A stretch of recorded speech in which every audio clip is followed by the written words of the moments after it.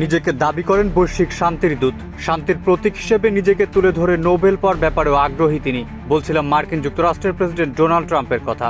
2025 সালে বিশ্বজুড়ে একাধিক যুদ্ধ বন্ধের দাবি করেছিলেন তিনি। তবে বাস্তবে তথাকথিত এই শান্তির দূত দ্বিতীয় মেয়াদে ক্ষমতা গ্রহণের মাত্র 1 বছরের মধ্যেই তার নির্দেশে অন্তত 7টি দেশে ভয়াবহ বোমা ও ক্ষেপণাস্ত্র হামলা চালিয়েছে মার্কিন সামরিক বাহিনী, যা তার প্রচারিত শান্তির বার্তার সঙ্গে তীব্রভাবে সাংঘর্ষিক। স্বাধীন সংঘাত পর্যবেক্ষক সংস্থা armed conflict location and event data জানিয়েছে 2025 সালের 20 জানুয়ারি ট্রাম্প শপথ নেওয়ার পর থেকে যুক্তরাষ্ট্র বিদেশে ড্রোন ও যুদ্ধবিমান ব্যবহার করে মোট 622টি হামলা চালিয়েছে। এসব অভিযান বিদেশে নতুন যুদ্ধে না জড়ানোর বিষয়ে ভোটারদের দেওয়া ট্রাম্পের প্রতিশ্রুতির সম্পূর্ণ বিপরীত বলে মনে করছেন বিশ্লেষকরা। এসিএলইডির তথ্য অনুযায়ী 2025 সালে যুক্তরাষ্ট্র 7টি দেশে সামরিক অভিযান চালিয়েছে, যার মধ্যে 6টি মুসলিম প্রধান দেশ। এই তালিকায় রয়েছে Nigeria, Somalia, Syria, Iran, Yemen, Iraq. তালিকার সর্বশেষ সংযোজন ভেনেজুয়েলা। গত 2 জানুয়ারি মধ্যরাতের পর ভেনেজুয়েলায় বড় ধরনের হামলার পর দেশটির প্রেসিডেন্ট নিকোলাস মাদুরো ও তার স্ত্রীকে আটক করা হয়েছে বলে দাবি করেন ডোনাল্ড ট্রাম্প। গত কয়েক মাস ধরে মাদক পাচার বিরোধী অভিযানের অজুহাতে ভেনেজুয়েলার স্থল ও জলসীমায় হামলা চালিয়ে আসছে যুক্তরাষ্ট্র। ডিসেম্বরের শেষ সপ্তাহে একটি ডকিং ফ্যাসিলিটিতে হামলার বিষয়টি ওয়াশিংটন স্বীকারও করেছে।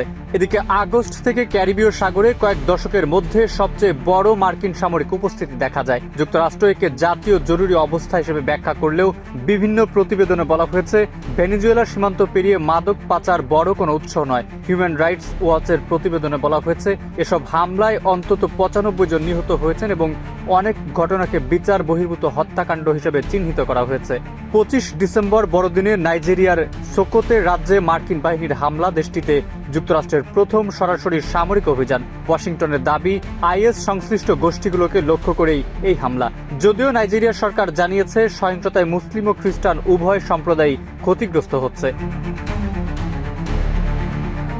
সোমালিয়ায় আল শাবাব ও আইএসআইএল এর বিরুদ্ধে বিমান হামলা নতুন মাত্রা পেয়েছে ট্রাম্পের দ্বিতীয় মেয়াদে।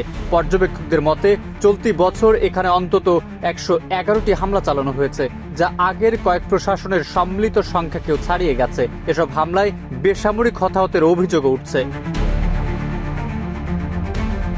19 ডিসেম্বর সিরিয়ায় আইএসআইএল এর 70টি অবস্থানে বিমান হামলা চালায় যুক্তরাষ্ট্র। পালমিরায় বন্দুকযুদ্ধে 2 মার্কিন সেনা নিহত হওয়ার ঘটনার প্রতিশোধ হিসেবে এই অভিযান পরিচালিত হয়, যার নাম দেওয়া হয় অপারেশন হকাই।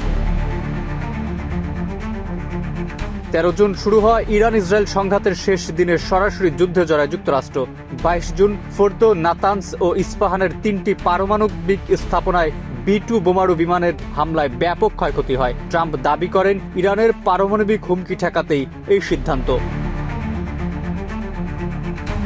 লোহিত সাগরে বাণিজ্যিক জাহাজে হুতি হামলার জেরে ইয়েমেনে যুক্তরাষ্ট্রের অভিযান আরও জোরালো হয়। অপারেশন রাফ রাইডারের আওতায় বন্দর, বিমানবন্দর ও অবকাঠামো ধ্বংস হয়। যুক্তরাষ্ট্র প্রায় 500 হুতি যোদ্ধা নিহতের দাবি করলেও ইয়েমেনের স্বাস্থ্য মন্ত্রণালয় জানিয়েছে নিহতদের বড় অংশই বেসামরিক।